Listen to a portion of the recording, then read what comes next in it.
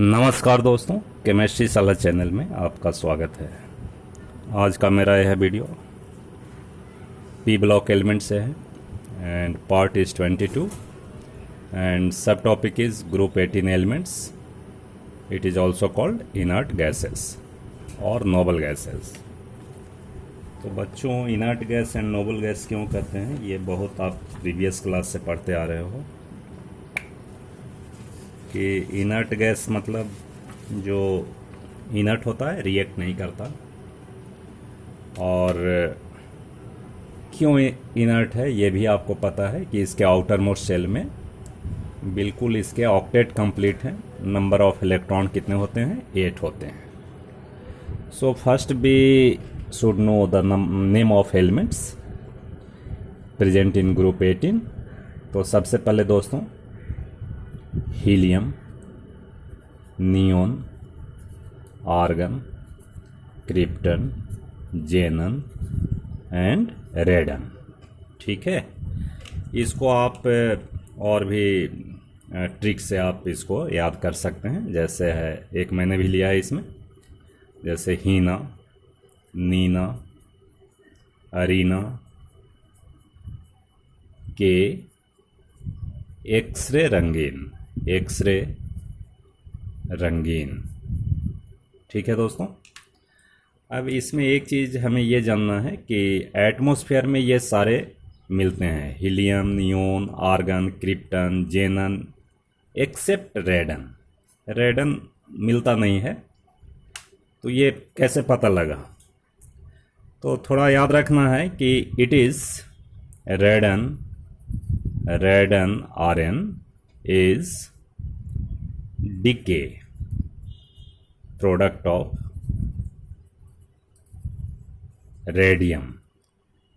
ठीक है दोस्तों, जैसे मान लीजिए, इसमें थोड़ा याद भी रखो, ऐसा कुछ नहीं है। Radium 226 mass number and this is 88। क्या बनता भाई? रेडन बनेगा 222 एंड दिस इज 86। ये ग्रुप डिस्प्लेसमेंट ला आप पढ़े होंगे फिजिक्स में। And helium 4 and 2। आई बात समझ? ठीक है दोस्तों, अब हम जनरल प्रॉपर्टीज़ की बात करते हैं। तो जनरल प्रॉपर्टीज़ में जितने भी हैं वैसे ही हैं। एक चीज़ और जानना है इसमें कि ग्रुप, मैं लिख देता हूँ, group 18 elements are called noble gases, noble gases because it has fulfilled stable configuration। ठीक है, ये भी लिख सकते हैं, राइट।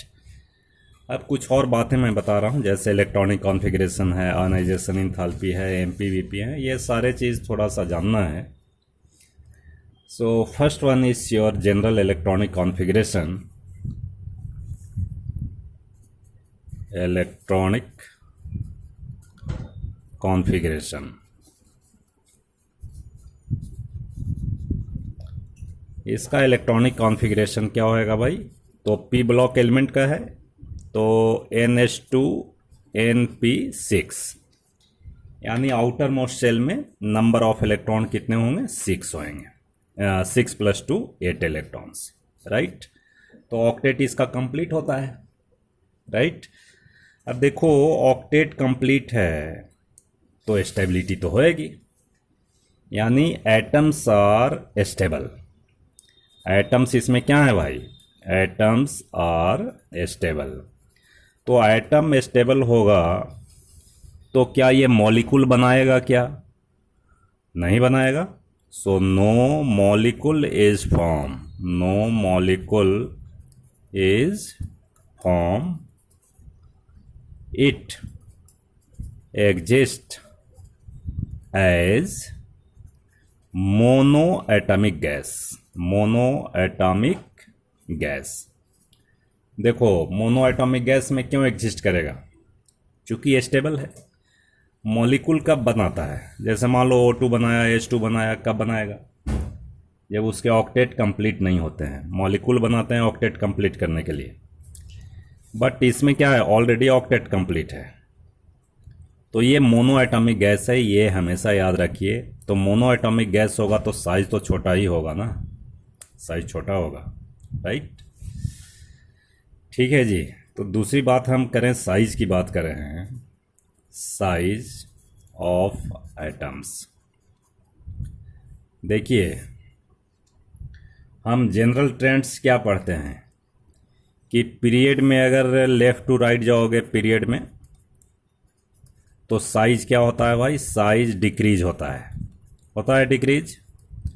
और ग्रुप में ऊपर से नीचे आओगे तो साइज इंक्रीज होता है, साइज इंक्रीज होता है due to increase in number of cell. ठीक है, ये दो बात पता है। अब बताइए कि ये सबसे लास्ट वाला ग्रुप है 18, तो इसका तो सबसे स्मॉलेस्ट साइज होना चाहिए, बट नहीं, बट क्यों होता है भाई, the size of group 18 elements are slightly larger than group 17 element, group 17 elements। ऐसा क्यों होता है भाई, तो it is due to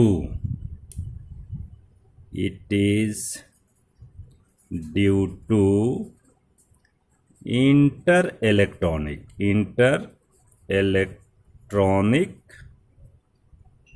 repulsion. क्यों होगा, as it has fulfilled electron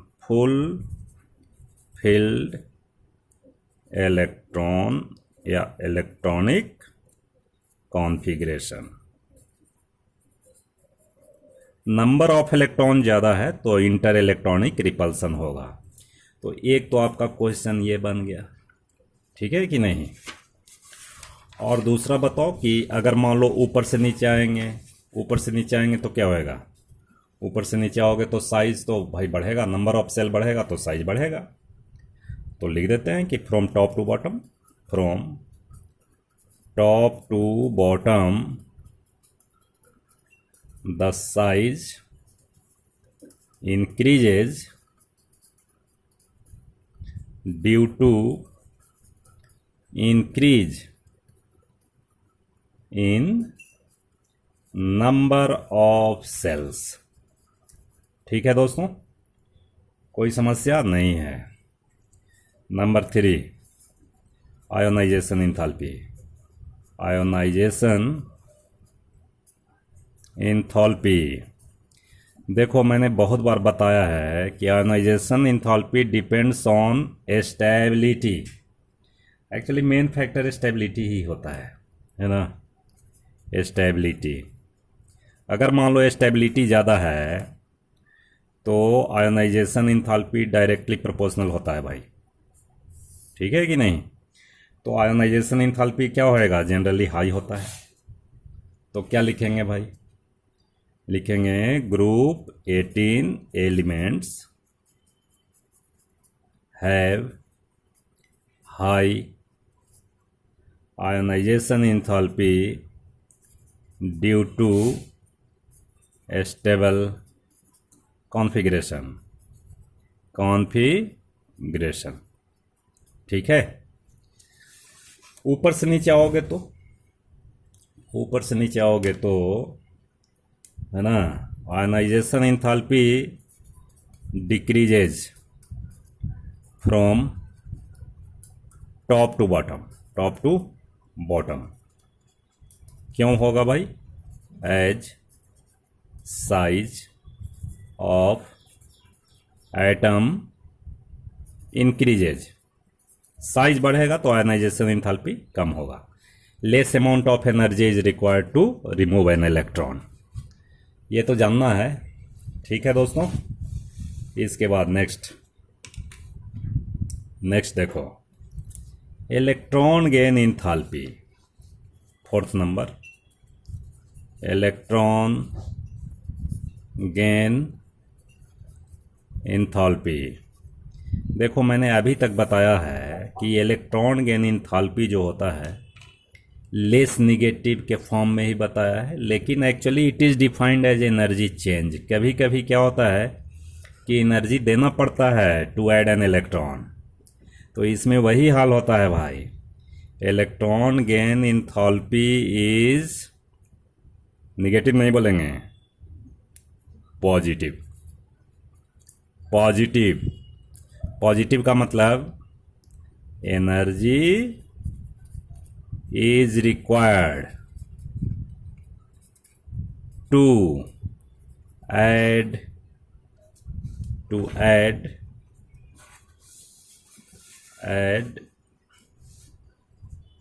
an electron, add an electron in gaseous state। तो electron gain enthalpy क्या होता है भाई, क्यों ऐसा होता है? Due to stable configuration. पूरा इलेक्ट्रॉन भरा हुआ, जगह है नहीं, आप इलेक्ट्रॉन डाल रहे हैं तो डेफिनेटली आपको एनर्जी लगाना पड़ेगा। ठीक है भाई, बात समझ आ गई। इसका पॉजिटिव होता है, इसी के कारण पूरा डिफिनेशन चेंज हो गया इलेक्ट्रॉन गेन इंथैल्पी का, energy change, right. Fifth one is MP and BP. MP BP क्या है दोस्तों, कि इसका लो एमपी बीपी होगा। क्या होगा इसका? लो एमपी बीपी होगा, एमपी एंड बीपी लो होगा। ठीक है, लो क्यों होता है? तो नंबर वन, ये मोनो एटॉमिक फॉर्म में होता है, तो मोनो एटॉमिक फॉर्म और मान लो कोई मॉलिक्यूल फॉर्म में है तो साइज स्मॉलर होगा कि नहीं। और इसमें वंडरवाल फोर्स या डिस्पर्सन फोर्स कहो, डिस्पर्सन फोर्सेस जो होते हैं लेस होता है स्मॉलर साइज के कारण, और हाइड्रोजन बॉन्ड, ये सारा आयनिक इंटरेक्शन, ये सब तो होगा नहीं। तो लेस डिस्पर्सन फोर्स होने के कारण, है ना, MP and BP is less due to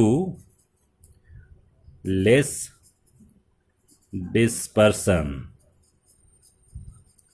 forces between atoms as they exist in atomic form। ठीक है दोस्तों, इतनी बात समझ आई। चलिए देखो friends, compound formation by inert gases.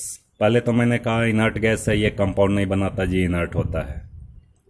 लेकिन बच्चे जेनन बहुत सारे कंपाउंड बनाते हैं, तो ये कंपाउंड बनाने का रीज़न क्या है? पहले तो ये देखो नंबर वन कि ionization enthalpy decreases down the group. ठीक है, अब कंपाउंड फॉर्मेशन या रिएक्टिविटी के लिए देखो दो चीज़ होता है कंडीशन, कि आयोनाइजेशन इंथैल्पी अगर कम है, लेस आयोनाइजेशन इंथैल्पी, और मोर निगेटिव इलेक्ट्रॉन गेन इंथैल्पी, ये मोर निगेटिव, तो ये बड़ा फेवरेबल कंडीशन है टू फॉर्म कंपाउंड। ठीक है जी, एनर्जी निकलेगा ज़्यादा, ऐड होगा इलेक्ट्रॉन इमीडिएटली और इलेक्ट्रॉन निकलेगा। तो ऐसे कंपाउंड फॉर्मेशन के लिए ये कंडीशन है। ठीक है, और सेकंड है एक इलेक्ट्रोनिगेटिविटी भी होना चाहिए, इलेक्ट्रोनिगेटिविटी, राइट। तो जैसे ही हम top to bottom in a group आते हैं, हीलियम टू जेनन की ही बात करो, तो जेनन तक आते आते जेनन की ionization enthalpy of xenon is slightly less than oxygen. Oxygen से थोड़ा कम ही होता है, बराबर ही समझो, थोड़ा कम होता है। तो भाई एक चीज बताओ कि जब ऑक्सीजन कंपाउंड बना सकता है मोस्ट इलेक्ट्रोनेगेटिव एलिमेंट फ्लोरीन से बना सकता है, बनाता है, OF2 बनाता है, और भी बनाते हैं और भी दिखा रहे हैं, तो जेनन फ्लोरीन के साथ क्यों नहीं कंपाउंड बना सकता है? ठीक है भाई, तो ये बनाता है। देखिए सबसे पहले हम ये देखते हैं कि ऑक्सीजन का आयनाइजेशन इंथैल्पी ऑक्सीजन का ये होता है 1175 किलो जूल पर मोल। ठीक है दोस्तों, और जेनन का होता है 1170 किलो जूल पर मोल। राइट, तो है कि नहीं, थोड़ा ज़्यादा ही है ऑक्सीजन का। अब देखिए जब ऑक्सीजन कंपाउंड बना सकता है लाइक O2PtF6 ऐसा बना सकता है कंपाउंड, तो भाई जेनन क्यों नहीं बनाएगा? So first compound is prepared by xenon on the basis of this concept by Neils Bartlett, and जो कंपाउंड बनाया दिस इज HCPtF6। ठीक है दोस्तों, तो ये first compound is prepared by Bartlett on the basis of this compound. This compound is similar to this one, so this is the concept. Scientist के दिमाग में यही बातें तो आती है ना। तो पहला कंपाउंड तो बन गया भाई। अब फिर इसके बाद ट्रायल शुरू हो गया कि जब इलेक्ट्रोनेगेटिव एलिमेंट है तो इससे तो बनेगा भाई, कंपाउंड बनेगा। तो बहुत सारे कंपाउंड जेनन का ऑक्सीजन के साथ भी है और फ्लोरीन के साथ भी है, जो कि मैं आगे देख रहा हूँ। Friends, now we see compound of xenon. तो बहुत सारे कंपाउंड है, आपको रिएक्शन आते हैं, बहुत ही इंपॉर्टेंट होते हैं, तो याद करना है बच्चों, थोड़ा ध्यान रखना। देखो जेनन फ्लोराइड बनाना है तो HCF2 से भी रिएक्ट करता है, HCF2 बनता है, HC2F2 तो HCF4 बनेगा, HCF4 बनेगा, राइट। 3F2 से करोगे तो HCF6 भी बनेगा। जेनन फ्लोराइड और O2F2 से भी जेनन हेक्साफ्लोराइड बना सकते हैं, तो ये इंपॉर्टेंट है, ये आता है। फिर ये देखो जेनन फ्लोराइड का हाइड्रोलिसिस अगर करोगे तो जेनन और HF ऐसा होते हैं। ठीक है, जेनन ये भी एक रिएक्शन है जेनन फ्लोराइड का एंड वाटर के साथ। ठीक है दोस्तों, इसके बाद और भी कुछ रिएक्शंस देख लो, जैसे मान लो है जेनन फ्लोराइड प्लस 3H2 HCOH3, ये आता है जनरली, ये बहुत इंपॉर्टेंट एग्जाम में आता है जेनन से क्वेश्चन। HCF6 H2O आपका ये कंपाउंड बनेगा। क्योंकि देखो सभी में हाइड्रोलिसिस हो रहा है लेकिन प्रोडक्ट थोड़ा अलग अलग हो रहा है ना, इसलिए बहुत ध्यान देने की ज़रूरत है। इसमें भी हाइड्रोलिसिस हो रहा है but compound is different. So friends, this is all about group 18 elements. और दोस्तों इसके बाद मेरा 2 वीडियो शेप एंड स्ट्रक्चर से है विथ हाइब्रिडाइजेशन, वो 2 वीडियो देखना मत भूलिएगा। अगर 2 वीडियो आप वो देख लेंगे तो शेप स्ट्रक्चर में कहीं कन्फ्यूजन नहीं होगा, क्योंकि इसमें अब वही एक बचा हुआ है, structure and shape and hybridization, जो कि CBSE बोर्ड में अक्सर एक क्वेश्चन तो आता ही है, 2-3 नंबर का एक क्वेश्चन आता है। ठीक है बच्चों, बहुत बहुत धन्यवाद।